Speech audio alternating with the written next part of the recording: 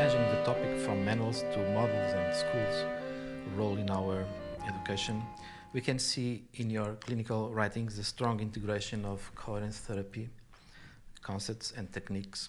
How do you see this model, coherence therapy, and its visibility in the United States? It's almost invisible, which is tragic. Bruce Ecker, the principal contributor, of course, to that tradition, publishes beautifully but infrequently. And as such, it does not have the level of prominence that it deserves. I find it to be an elegant, intelligent model and probably one of the purest instantiations in therapeutic method of a constructivist orientation. I think that it is itself deeply coherent with the core of constructivist work. And I think it is clinically elegant and parsimonious, while also conferring on the client the status that he or she appropriately has of being an agent responsible for his or her existential and even symptomatic position, and capable in a moment of changing that. And so I strongly support the broader diffusion of this perspective, and it has certainly, I think, deepened and clarified my own practice as a therapist. Psychotherapy schools have been, I don't know if you think like that, have been solid anchors for the maturing therapists, for the training therapists, but also obstacles to so much needed epistemic openness and flexibility. Do you think they are still necessary? Schools are still necessary for our development as therapists? Yes, because as human beings, we are limited, and we organize our lives around attachment to people, places, projects, possessions that matter to us. Our schools give us a focus for that attachment to a given tradition and the people who represent that tradition. I think in this way they make a useful contribution.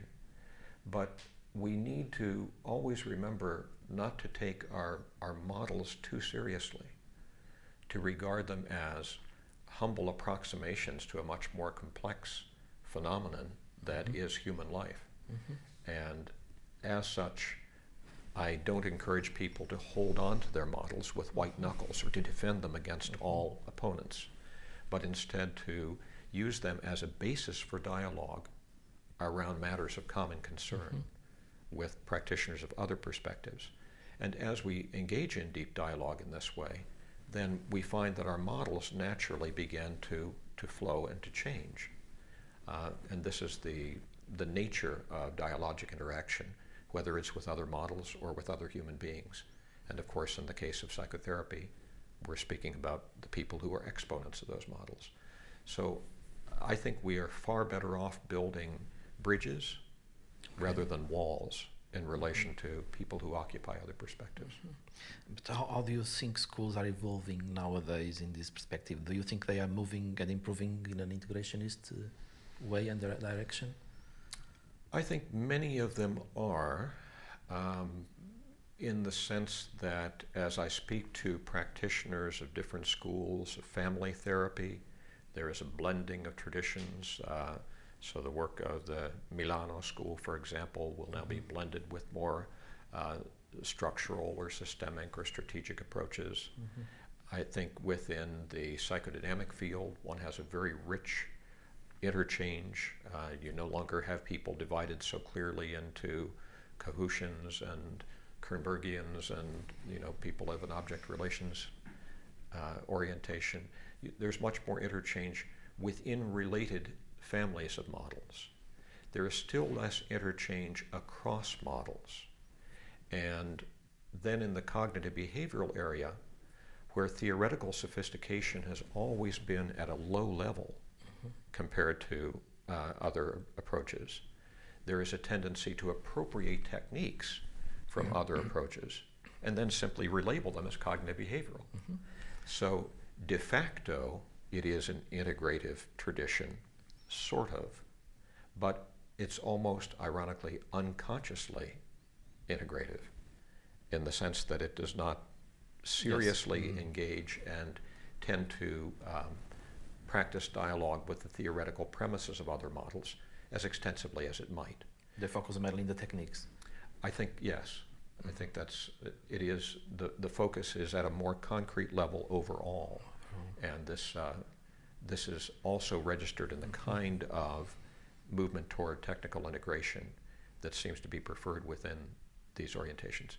But overall, I think across the field of psychotherapy, interchange is more common than it was 15 years ago. Okay. And I think that that's a healthy thing. Yes. Some authors see a future for schools and models to disappear and give place to fundamental guiding principles to work with specific problems and fundamental process to work with emotion, cognition, behavior, and motivation.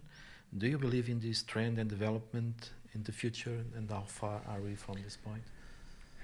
Yeah, my orientation in general is to embrace developments of conflicting and contrasting kinds, because culture is sufficiently broad, even the culture of psychology or psychotherapy is sufficiently broad, that it can afford to develop along different lines. And so I would happily agree with people like Les Greenberg, who might be seeking basic processes of change and the markers that indicate the appropriateness of a particular therapeutic strategy in the context of therapy. I would happily embrace the work that is informed by contemporary neuroscience that suggests the role of affect regulation, attachment schemas, and so on, which can be seen to operate at the level of functional MRIs, and the influence of the new brain sciences in this way for understanding human change in the context of therapy. And I also see a role for continued refinement and application of traditional models of therapy. So I think that there is room in this field For coexistence. for a coexistence and a kind of collaboration and interchange among people who are pursuing different routes to the development of therapy.